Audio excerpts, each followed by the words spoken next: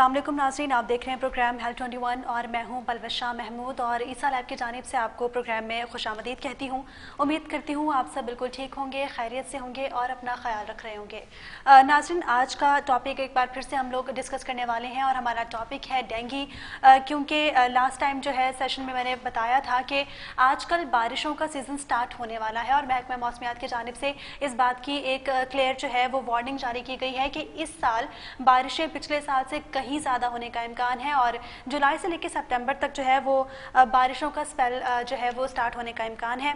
और कराची की अगर बात की जाए, पूरे पाकिस्तान में ही बारिशों का सीज़न चल रहा है, लेकिन कराची में जो है अभी बारिशें स्टार्ट नहीं हुई। इसके बावजूद कराची में बहुत ज़्यादा डेंगू के केसेस जो है वो रिपोर्ट हो रहे हैं और अस्पतालों में जो है मरीज़ बहुत ज़्यादा डेंगू की शिकायत करते नज़र आते हैं।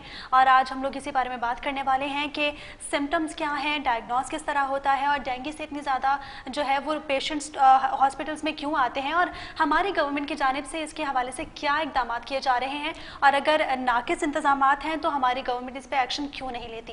खैर, इन सब बातों पर हमारे साथ बात करने के लिए स्टूडियोज़ में मौजूद हैं डॉक्टर मिर्ज़ा इरशाद बेग, जो कि कंसल्टेंट फैमिली फिजिशियन है। मैं उनको वेलकम करना चाहूँगी। अस्सलाम वालेकुम डॉक्टर। जी डॉक्टर, मेरा आपसे फर्स्ट और बेसिक क्वेश्चन है कि डेंगू बेसिकली होता क्या है? डेंगू वायरस जो है वो बेसिकली आज से नहीं, तकरीबन 300 साल पहले जो है दुनिया में मौजूद था।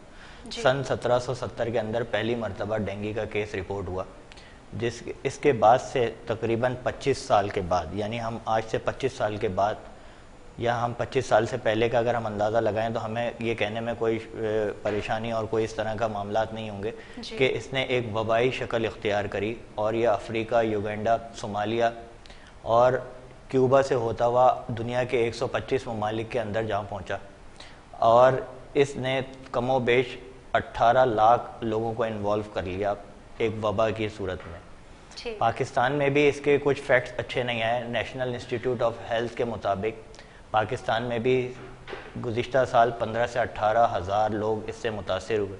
ख़ास तौर पर सिंध के अंदर जो है वो इसके नंबर्स कुछ अफजा नहीं है। सिंध के अंदर तकरीबन 5 से 8 हज़ार लोग अंदरून सिंध और देही इलाकों में इससे मुतासिर हुए जी।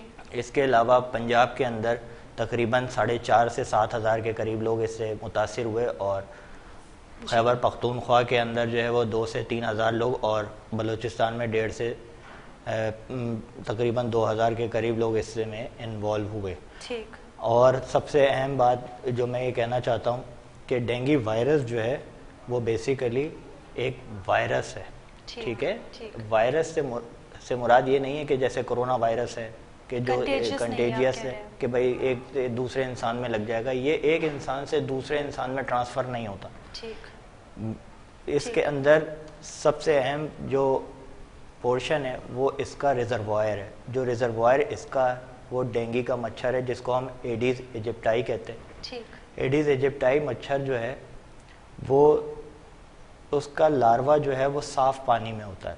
सही। वो उसका अंडा जो है वो साफ़ पानी में होता है, रुके हुए पानी के अंदर होता है और इसकी शक्ल एक ज़ेबरा की मानिंद होती है। ठीक। जिसकी वजह से हम इसको धारीदार मच्छर या ज़ेबरा जैसा मच्छर के लफ्ज़ इस्तेमाल करते हैं और उसको मुमासिल करार देते हैं। ठीक। डॉक्टर, जिस तरह आपने कहा कि डेंगू एक जो है वो कंटेजियस बीमारी नहीं है, एक दूसरे को हाथ लगाने से नहीं फैलती, लेकिन ये एक वायरस ज़रूर है। तो मेरा नेक्स्ट क्वेश्चन आपसे यही है कि दुनिया में कितने फ़ीसद लोग जो हैं वो डेंगू से हर साल मुतासर होते हैं और क्या मतलब लोगों के अक्सर माइंड में ये एक क्वेश्चन बैठ चुका है कि वायरस का मतलब यही होता है कि कंटेजियस बीमारी है, एक दूसरे को टच करने से फैलती है, तो क्या ये वाकई ऐसा है? नहीं, असल में इसमें सबसे अहम बात का जानना ज़रूरी है कि ये कंटेजियस नहीं है। ठीक। ये मुतासरा शख्स यानी डेंगू ज़दा मरीज़ जो डेंगू से मुतासर है, जब ये मच्छर उसको काटेगा और उसके बाद ये अपना सलाइवा जो है वो उसके अंदर महफूज रखेगा और उसके बाद एक तंदुरुस्त आदमी को काटेगा तो ये उसको ट्रांसफ़र करेगा। यानी पर्सन टू पर्सन कांटेक्ट नहीं है, person to mosquito then mosquito to person, यानी रिजर्वायर का काम है, कैरियर का काम है जो ये मच्छर बखूबी अंजाम दे रहा है। सही। ठीक। تو ڈاکٹر میرا نیکسٹ کوشچن آپ سے یہ ہے کہ ڈینگی کو ڈائگنوز کس طرح کیا جا سکتا ہے؟ سمٹمس بیسک کیا ہیں؟ کیونکہ ڈینگی کے اور ملیریا کے سمٹمس بھی بہت ملتے جلتے ہیں، تو کافی سارے پیشنٹس اس میں کنفیوز ہو جاتے ہیں، تو ان میں سمٹمس کیا ہیں؟ بہت اچھا سوال ہے آپ کا، اور بیسیکلی بات دراصل یہ ہے کہ ایک چیز صرف لائن آف ڈیمارکیشن ہے ان دونوں کے اندر. جی. ملیریا جو ہے وہ فیمیل انوفلس ماسکیٹو سے ہوتا ہے. فیمیل انوفلس ماسکیٹو جو ہے وہ گندے پانی میں انڈا دیتی ہے. صحیح. ڈینگی کا مچھر ایڈیز ایجپٹائی یہ صاف پانی میں انڈے دیتا ہے. افزائش ہوتی ہے. ٹھیک. اس کی افزائش جو ہے وہ صاف پانی میں رکے ہوئے پانی کے اندر ہے.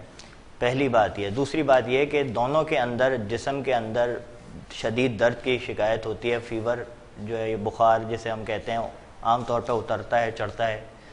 معمولی نوعیت سے شدید نوعیت کا بخار ہوتا ہے. لیکن ملیریا کے اندر کسی بھی قسم کا بلیڈنگ ڈس آرڈر نہیں ہے. صحیح. بلیڈنگ ڈس آرڈر سے مراد یہ کہ کہیں سے خون جاری نہیں ہوتا انلیس کہ بہت ہی زیادہ کمپلیکیشن ہو جائے. ڈینگی کے اندر ڈینگی کی تیسری اقسام اور دوسری اقسام جو ہیں جیسے ڈینگی ہیموریجک فیور اور ڈینگی شاک سنڈروم، اس کے اندر پیشنٹس کو نخسیر پھوٹنا، حلق میں سے خون جاری ہو جانا، ناک سے خون جاری ہو جانا، پخانے کے راستے خون جاری ہو جانا جیسی کمپلیکیشن عام ہے. ٹھیک ہے. تو عام طور پہ ہم دونوں کو ڈیمارکیشن کے لیے، دونوں کے ڈفرینس کے لیے بآسانی لیب ٹیسٹ کرواتے ہیں.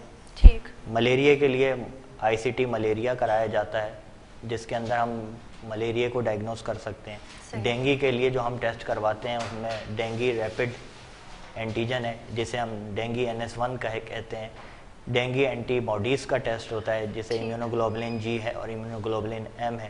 سب سے بڑھ کر ہم CBC کا ٹیسٹ کراتے ہیں. CBC جو ہے وہ کمپلیٹ بلڈ کاؤنٹ ہے جس سے ہم مریض کی پلیٹلیٹس، مریض کے TLC یعنی WBC کاؤنٹ اور مریض کا ہیموگلوبن لیول آسانی سے دیکھ کے ڈائگنوز کر سکتے ہیں کہ مریض کو ڈینگی ہے یا ڈینگی نہیں ہے. ٹھیک. ڈاکٹر میرا نیکسٹ کوشچن آپ سے یہ ہے کہ اکثر ڈاکٹرز جو ہیں وہ سمٹمز دیکھ کے پیشنٹ کا جو ہے وہ باڈی ایک دیکھ کے یا پھر جو کامن سمٹمز ہیں ڈینگی میں وہ دیکھ کے جو ہے وہ میڈیسنز پرسکرائب کر دیتے ہیں یا پھر احتیاط بتا دیتے ہیں کہ گھر میں رہ کے یہ چیزیں یوز کرنی ہیں اور یہ چیز یوز نہیں کرنی.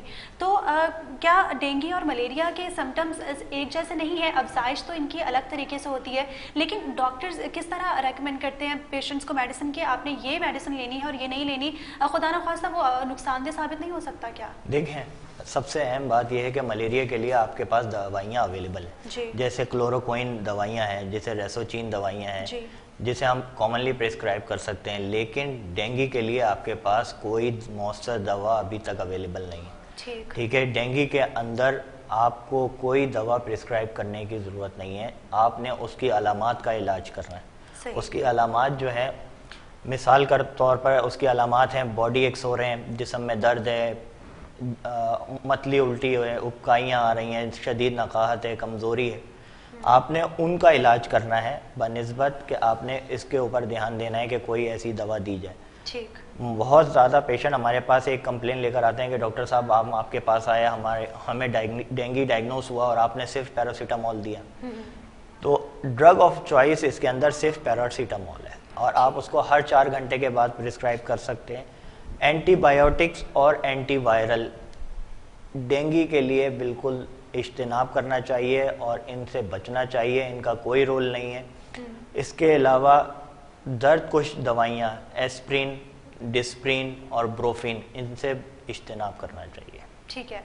ڈاکٹر اگر کسی پیشنٹ کو جو ہے یہ تمام سمٹمز ہیں اس کی باڈی میں لیکن اس کا ڈائگنوز اس نے نہیں کروایا، ٹیسٹ وغیرہ نہیں کروائے اور وہ سیلف میڈیکیشن کی طرف جاتا ہے تو اس صورت میں یہ کتنا ہارمفل ہو سکتا ہے؟ کیونکہ اگر یوزولی یہ ہوتا ہے کہ پیشنٹس کو اگر باڈی ایک ہے یا پھر فیور کی علامات محسوس ہو رہی ہیں تو وہ اپنی مرضی سے نارملی میڈیسن لیتا ہے، ٹرائی کرتا ہے. اگر آرام نہیں آتا تو پھر فائنلی اس کے پاس لاسٹ آپشن بچتا ہے کہ ڈاکٹر کے پاس جائے اور کنسلٹ کرے.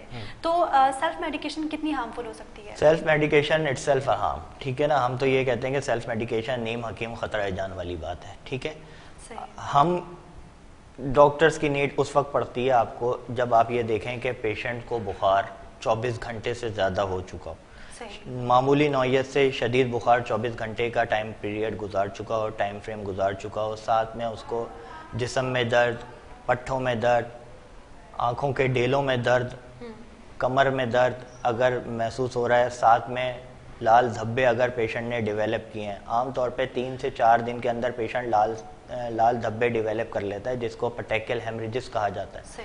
اس کے علاوہ کچھ پیشنٹ بروزز جو ہے وہ ڈیولپ کرتے ہیں جس کے اندر اسکن کے نچلے حصوں کے اندر خون کا جمع ہونا شامل ہے, جس سے نیلاہٹ آنا شروع ہو جاتی ہے. بالکل ٹھیک ہے, تو ہم ان چیزوں کو مد نظر رکھتے ہوئے فوراً ٹیسٹ ریکمینڈ کرتے ہیں, لیب ٹیسٹ ریکمینڈ کرتے ہیں اور اس کی بنیاد پر ٹریٹمنٹ کرتے ہیں. عام طور پہ ڈینگی فیور کا دورانیہ 3 سے 14 دن ہے. ٹھیک.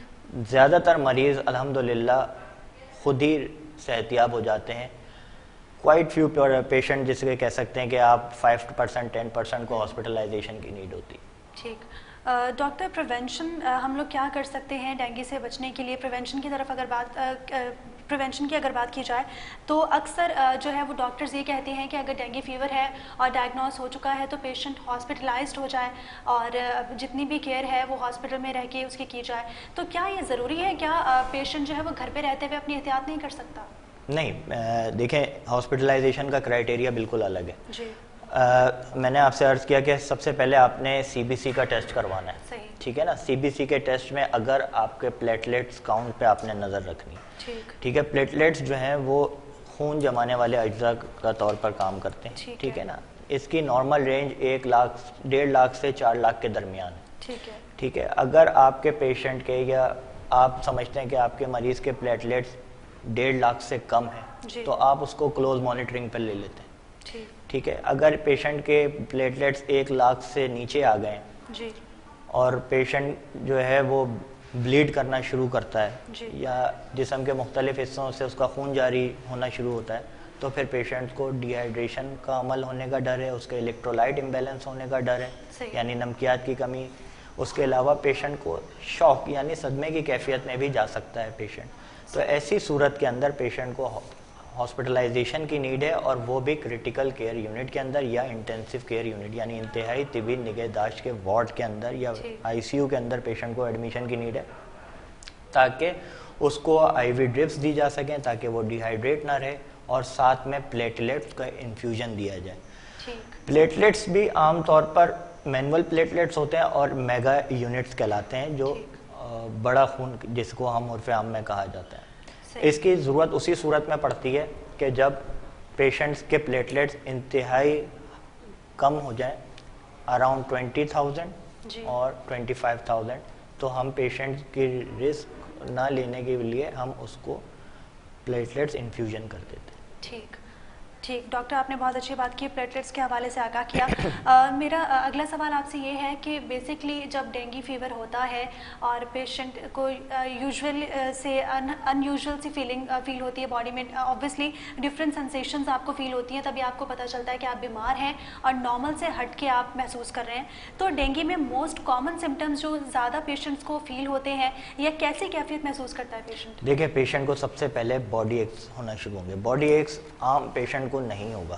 ٹھیک ہے, ڈینگی کے پیشنٹ کو سیویئر باڈی ایکس ہوگا, آنکھوں کے ڈیلوں میں درد ہوگا, جسم میں درد ہوگا, پٹھوں میں درد ہوگا. ٹھیک ہے, اور اس کے علاوہ معمولی نوعیت کا بخار جسے ہم کہتے ہیں 99 to 105 میکسیمم رینج ہے, 105 106 تک بھی پیشنٹ نے پریزنٹ کیا ہے.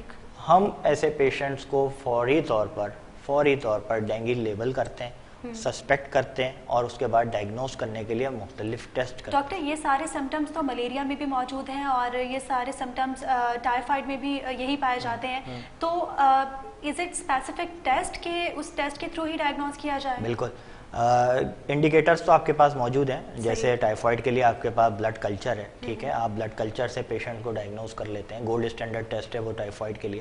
ملیریا کے لیے آپ کے پاس آئی سی ٹی ملیریا کی کٹس موجود ہیں جس پہ آپ آئی سی ٹی ایم پی کر لیتے ہیں اور مریض کو دیکھ لیتے ہیں. ڈینگی کے لیے آپ کے پاس ریپڈ اینٹیجن ٹیسٹ موجود ہے, ڈینگی اینٹی باڈیز موجود ہیں آپ کے پاس, اور سب سے پہلے تو آپ کا سی بی سی کا انڈیکیٹر موجود ہے جس سے آپ پلیٹلیٹس کو دیکھ لیتے ہیں. ٹھیک ہے, لیکن اس میں یہ ہوتا ہے کہ پلیٹلیٹس بعض اوقات ٹائیفائڈ میں بھی کم ہو جاتے ہیں اور ملیریا میں بھی, تو وہ ڈیپینڈ کرتا ہے کہ اس کی سیویئرٹی آف انفیکشن کیا ہے. تو ہم جو ہے وہ پراپر ہسٹری, ایگزامینیشن اور اس کے ساتھ لیب انویسٹیگیشن کو ایک ٹول بنا کے اپنا ڈائگنوسس مضبوط کرتے ہیں. ٹھیک. ڈاکٹر، جس طرح ابھی میں نے پروگرام کے سٹارٹ میں کہا کہ کیونکہ بارشوں کی پیشگوئی کی گئی ہے محکمہ موسمیات کی جانب سے، اور بارش ایک ایسا موسم ہوتا ہے جس میں ڈینگی اور ملیریا کے بہت زیادہ کیسز رپورٹ ہوتے ہیں، تو کیا یہ موسمی بیماری ہے؟ کیا یہ بارشوں کی وجہ سے جمع ہونے والے پانی کی وجہ سے پھیلتی ہے، یا یہ سال میں کسی بھی وقت کسی کو بھی ہو سکتی ہے؟ دیکھیں، ڈینگی وائرس جو ہے نا، میں نے آپ سے عرض کیا کہ یہ صاف ستھرے پانی میں اور رکے ہوئے پانی میں موجود ہے. اس کا لاروا وہیں پر موجود ہوتا ہے اور یہ مچھر جو ہے وہ اسی میں ہی انڈے دیتا ہے. صحیح. ہم یہ نہیں کہہ سکتے کہ یہ کسی اسپیسیفک سیزن کے اندر ہوتا ہے، لیکن اسپیشلی جولائی سے سپٹمبر تک کا جو پورشن ہے یہ اس کے لیے فیوریبل ہے. ٹھیک ہے. عام حالات میں بھی ہم زیادہ تر لوگ جو ہیں وہ ٹنکیوں کو، ڈرموں کو اور ارد گرد کے جہاں پانی کھڑا ہو یہ ان کے لیے بھی نقصان دہ، کیونکہ یہ اس میں بھی انڈے دے سکتا ہے. تو ہم پیشنٹس کو اپنے یہ کہتے ہیں کہ آپ اپنا خیال رکھنے کے ساتھ ساتھ دوسرے لوگوں کا خیال رکھیں تاکہ ایک ہیلدی انوائرمنٹ کریٹ ہو اور ایک اچھا ماحول پروان چڑھا سکیں. صحیح. ٹھیک. ڈاکٹر، آپ نے جس طرح بات کی پلیٹلیٹس کے حوالے سے کہ سی بی سی کا ٹیسٹ جو ہے وہ پلیٹلیٹس کو اس کے تھرو کاؤنٹ کیا جا سکتا ہے سی بی سی ٹیسٹ کے تھرو، تو اگر بات کی جائے پپیتے کے پتے کے استعمال کے حوالے سے، بہت سارے پیشنٹس ایسے ہوتے ہیں جو بغیر ڈاکٹر سے کنسلٹ کیے، اور یہ ایک متھ کہوں یا مجھے نہیں پتہ اس کو میں کیا کہوں، تو وہ پپیتے کے پتے کا استعمال بہت زیادہ بڑھا دیتے ہیں، یا تو جوس کی صورت میں اس کو استعمال کرتے ہیں یا پھر بغیر کنسلٹ کیے ڈاکٹر سے اس کا استعمال بہت زیادہ بڑھا دیتے ہیں. تو کیا یہ مفید ہے؟ دیکھیں، یہ آپ نے صحیح الفاظ استعمال کیا کہ یہ ایک مت ہے، لیکن اس کے ریزلٹس ملے ہیں. ٹھیک ہے. ہم یہ نہیں کہتے کہ آپ پپیتے کے پتے استعمال نہ کریں. It's up to the patient کہ پیشنٹ اگر استعمال کرنا چاہے اور اس کے کسی نیئر بائی ریلیٹیو یا کسی نے اس کو یہ مشورہ دیا کہ بھائی میں نے یہ استعمال کیا تھا، کیونکہ ہمارے یہاں یہ ایک بہت ایک عام فیکٹر ہے کہ مجھے فائدہ ہوا ہے تو میں دوسرے کو بھی بتاؤں گا. ٹھیک ہے. تو ہم یہ نہیں کہتے کہ آپ استعمال نہ کریں، لیکن اس کے بجائے آپ پپیتا جو ہے وہ زیادہ استعمال کر سکتے ہیں. ساتھ میں فریش فروٹس کا استعمال کر سکتے ہیں، جوسز کا استعمال کر سکتے ہیں، گلوکوز کا استعمال کر سکتے ہیں. اب تو پپیتے کے ایکسٹریکٹ سے جو ہے وہ دوائیاں بھی مارکیٹ میں آ گئی ہیں، تو اگر آپ چاہیں تو ان کو سیرپ فارم میں بھی لے سکتے ہیں. صحیح. بالکل. ناظرین، آج ہم لوگ ڈینگی کے حوالے سے بات کر رہے تھے کہ ڈینگی کے سمٹمز کیا ہوتے ہیں، پریکاشنز کیا ہو سکتی ہیں، پریونشنز کے حوالے سے ہم لوگ بات کر رہے تھے، اور ڈاکٹر نے اس پر آگاہی فراہم کی کہ ہم لوگ کس طرح بچ سکتے ہیں اور ڈینگی کی افزائش کس طرح ممکن ہے، اور ڈینگی پاکستان میں کتنے فیصد پھیلتا ہے. اس حوالے سے ہم لوگ آج بات کر رہے تھے. ہمارے ساتھ اسٹوڈیوز میں موجود تھے ڈاکٹر مرزا ارشاد بیگ، جو کہ کنسلٹنٹ فیملی فزیشین ہیں. میں ان کا بہت زیادہ شکریہ ادا کرنا چاہوں گی. اسی کے ساتھ ہی مجھے اور میری پوری ٹیم کو اجازت دیجیے. اللہ حافظ.